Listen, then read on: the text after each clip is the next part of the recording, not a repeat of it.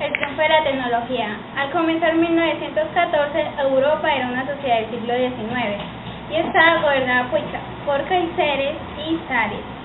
Cuando las naciones avanzaban hacia las guerras, sus ejércitos se agrupaban gracias a la victoriana que fue el ferrocarril, que en esta época puso a millones de hombres a disposición de los generales.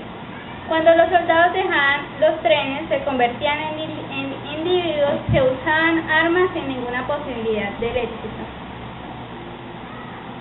Pero la tecnología cambia. El petróleo sustituyó al carbón, el automóvil y el avión han desplazado el tren, la difusión y la fisión nuclear han extendido sus largas sombras sobre la paz y las guerras. Las nuevas revoluciones. Las nuevas revoluciones de octubre fue un momento crucial en la historia de Rusia, pero un hombre no estuvo de acuerdo con el sistema de Lenin, dirigente del Partido Comunista Ruso, que da la tarea de edificar un Estado socialista. En 1911 se inicia la Revolución Mexicana, que defendía una reforma agraria y una política nacionalista anti-norteamericana. En 1929 y 1933 se presentó la depresión, que afectó a casi todos los países del mundo, que trajo como consecuencia que se multiplicaran los paros y la baja producción. El partido nazi en Alemania fue el gran aliado de la depresión. Este partido en 1929 en el gobierno tenía 12 representantes. Hitler fue nombrado caudillo, ya que en cuestión de 3 años nazi tuvo 230 cargos. La dictadura de Primo de Rivera fundó el partido Falange Española, que fue muy violento, ya que se opina de una manera cruel a las instituciones y organizaciones republicanas del Estado. En 1945, 2 bombas atómicas arrojadas en Japón y la primera explosión experimental en Nuevo México anuncian la llegada de la era atómica.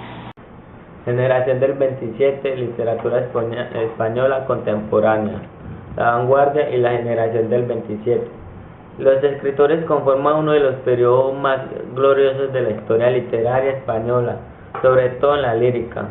De la denominada generación o grupo del 27, el centenario gongorino es la razón esencial y la característica del 27.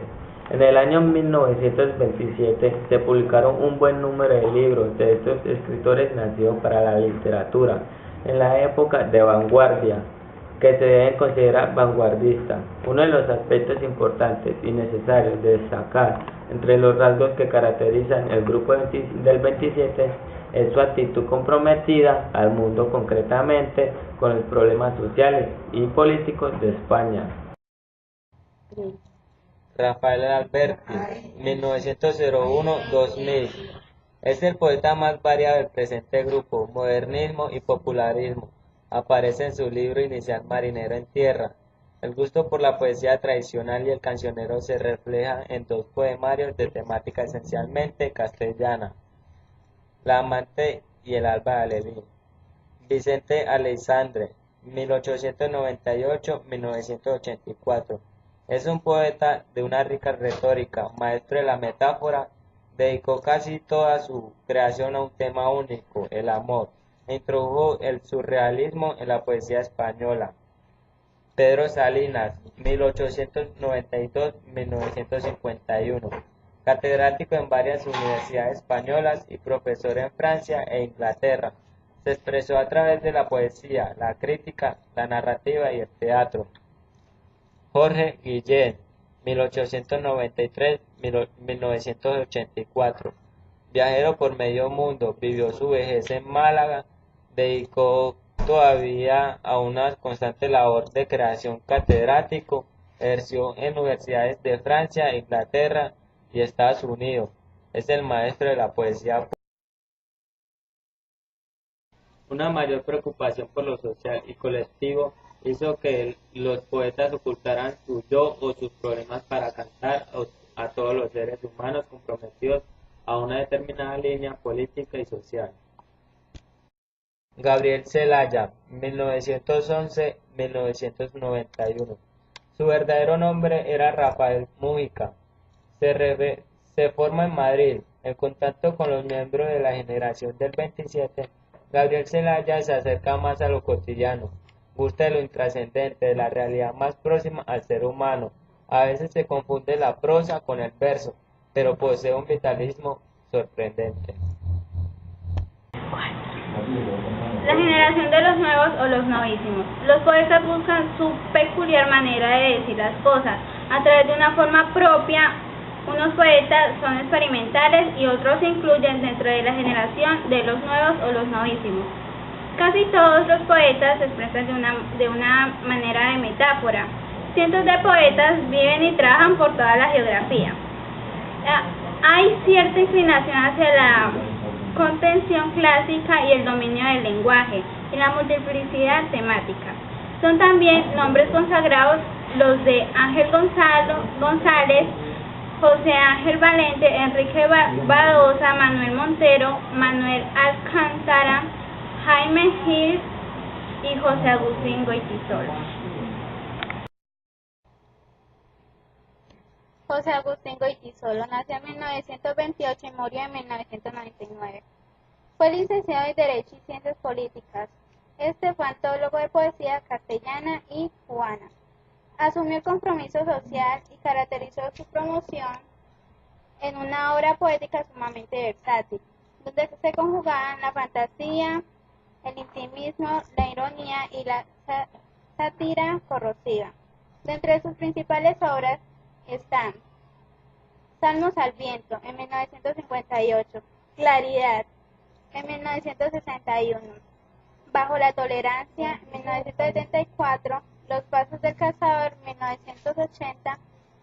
Obtuvo los premios Adonai de poesía en 1954, Boscan en 1956 y Autis Marx en 1959. La narrativa actual en España. La primera generación de narradores está constituida por un grupo de figuras aisladas que no tienen conciencia de constituir un grupo homogéneo. Estas comienzan a escribir en la década de los 40 y al paso de los años se han ido acomodando a los procedimientos narrativos o nuevos venidos de Europa y Norteamérica. Camilo José Cela nació en 1916 y murió en el 2002. Le dio la fama a la novela La familia de Pascual Duarte en 1942, novela tremendista que se relata la trayectoria personal de un hombre analfabeto, desde su pueblo extremeño hasta la celda de una prisión. Esta está escrita en primera persona. Recuerda la primera novela picaresca en pocos años. Cela se coloca a la cabeza de la narrativa española, con Pabellón del Reposo en 1944. Miguel Delibes, que nació en 1920. Fue el creador de un nuevo realismo basado en un conocimiento profundo de la lengua hablada, del alma española y de los problemas del ser humano. Con la sombra del ciprés es alargada en 1942, que obtiene el premio Nadal. Gonzalo Terrente Ballester nació en 1910. Ha escrito magistralmente su tierra gallega en la trilogía Los Gozos y Las Sombras, 1959 a 1962. Antes se había dado a conocer como autor dramático e investigador de la literatura. Camino al experimentalismo. Deja dos excelentes ejercicios narrativos: Obsidio, 1969 y la saga Fuga, 1971. Manuel Vázquez Montalbán, 1939.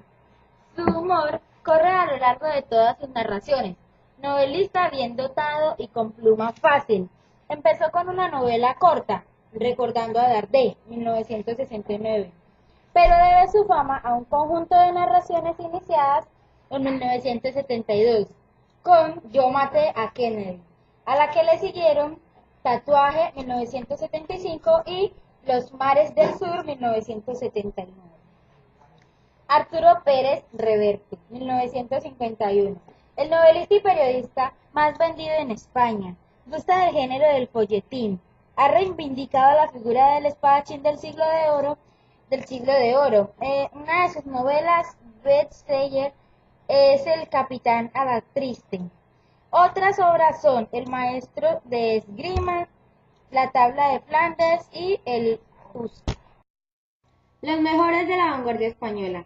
En primer lugar tenemos a Camilo José Cela, 1916 al 2002, con la novela La familia de Pascual Duarte.